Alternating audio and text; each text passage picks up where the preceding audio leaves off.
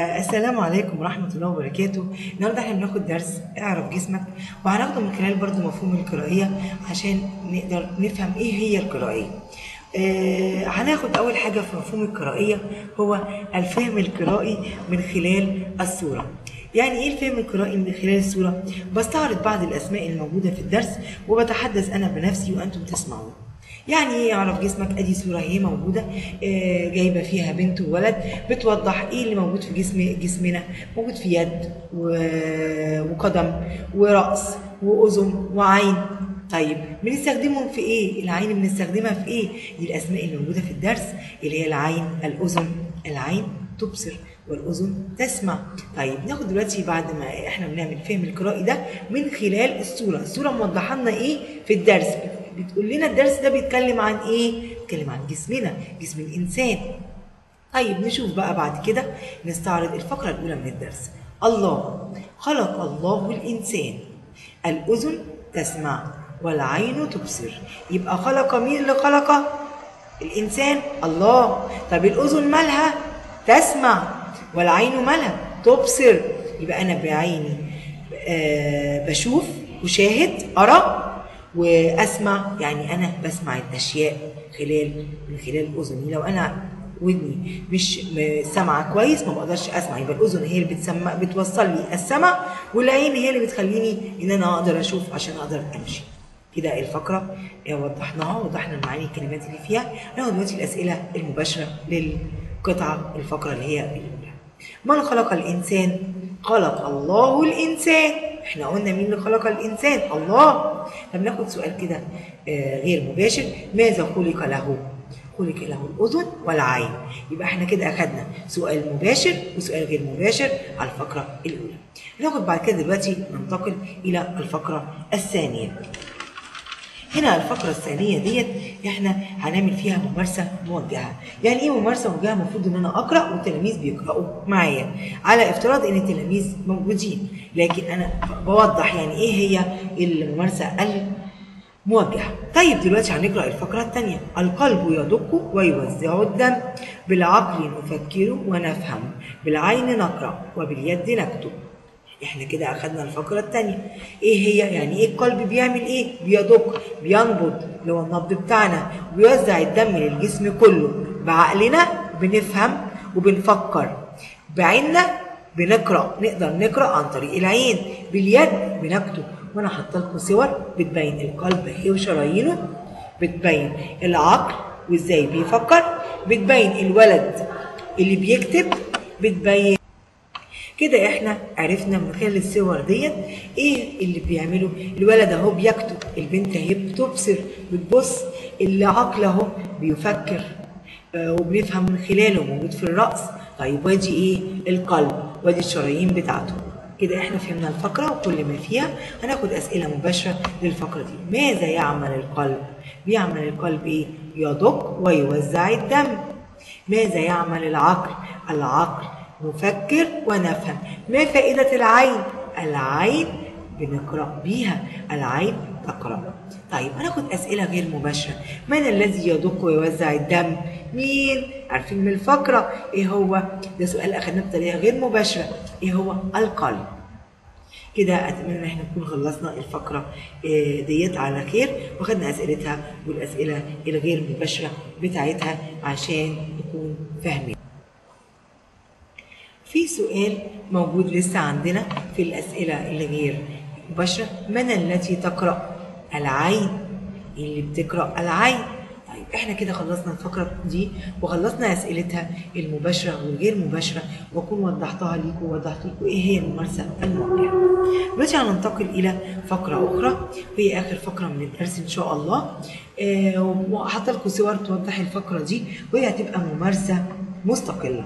يعني ايه ممارسة مستقلة؟ بيقرأوا التلاميذ لوحدهم وبيحاولوا يفهموا ويوضحوا لي ايه اللي هم فاهمينه بعد الشرح اللي انا شرحته في الدرس في اول الدرس من خلال الصورة وفهمهم القرائي للصورة. الصورة اللي احنا حاطينها ايه؟ صورة بتوضح ايه؟ طفل أمور زيكم كده بياخد ايه؟ حمام في المية بيستحمى. في طفلة تانية أمورة تغسل أسنانها. في أطفال تانيين بيلعبوا رياضة. يبقى الصور دي بتوضح لي إيه؟ ان انا اهتم بجسمي، ان نظافه جسمي مهمه. احافظ على جسمي ازاي؟ من خلال ان اغسل جسمي بالماء والصابون. ونظف اسناني ازاي؟ بالفرشاه. والاب قال ايه؟ العقل السليم في الجسم السليم. نقرا الفقره ونشوف اسئلتها ونشوف ايه اللي فيها. أنا أحافظ على جسمي، أغسل جسمي بالماء والصابون، أنظف أسناني بالفرشاة. أبي يقول العقل السليم في الجسم السليم. ناخد الأسئلة المباشرة للقطعة دي. بماذا ننظف الأسنان؟ ننظف الأسنان بالفرشاة. طيب ناخد سؤال غير مباشر. ايه هو السؤال بقى يا ترى؟ كيف نحافظ على أجسامنا أو جسمنا؟ بنحافظ على جسمنا ازاي قلنا بنحافظ عليه ازاي؟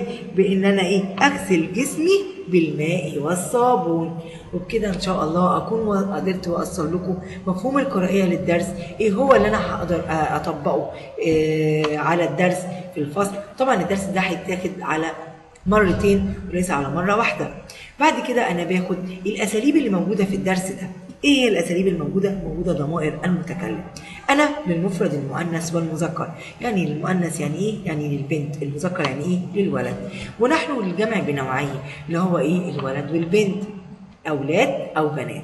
طيب نشوف كده تدريب بسيط عشان نطبق على الكلام اللي احنا بنقوله ده. يبقى احنا كده عملنا تطبيق على اللي احنا شرحناه، لان لازم برضو في مفهوم القرائيه لازم نكون واخدين حاجه ونطبق عليها. طيب نقط نفرح بالعيد. نحط انا ولا نحن؟ نفرح بالعيد. نفرح يعني ايه؟ يعني احنا مجموعه مع بعض نفرح بالعيد. يبقى هنا ايه يا اولاد؟ نحن نفرح بالعيد. بعد كده نقط نذاكر حتى ننجح. هنا ناخد انا ولا نحن؟ هنا نذاكر يعني ايه؟ يعني انا وسالي وسناء ونعمات بنذاكر عشان ننجح، عشان نطلع لكم درس. يبقى احنا هنا نحط ايه؟ انا ولا نحن؟ يبقى كده هنحط نحن. برافو عليكم. نقط أحب وطني. أنا بتكلم عن مين؟ أنا أحب وطني. أنا بتكلم عن نفسي. بعد كده نحترم ديننا. بنتكلم عن مين؟ بنتكلم عننا مجموعة مع بعض، سواء كنا بنات أو كنا أولاد. يبقى إيه؟ نحن نحترم ديننا. وكده بإذن الله أكون وصلت لكم الأساليب وطبقت لكم عليها. بعد كده في حاجة جديدة في دروسنا، في اللي هي إحنا بنسميها، أكيد كلنا عارفينها، بس هي اسمها شبكة المفردات. شبكة المفردات دي بتكلمني عن إيه؟ عن مثلا الجسم جواه ايه؟ ايه اللي موجود في الجسم؟ كلنا بديهي كده عارفين. اجزاء الجسم ايه هي؟ يعني الجسم يعني اجزاء الجسم. ايه الكلمه دي؟ بتبين لي ايه؟ عيون، قدم، كف، ايدي، اذن، اصابع.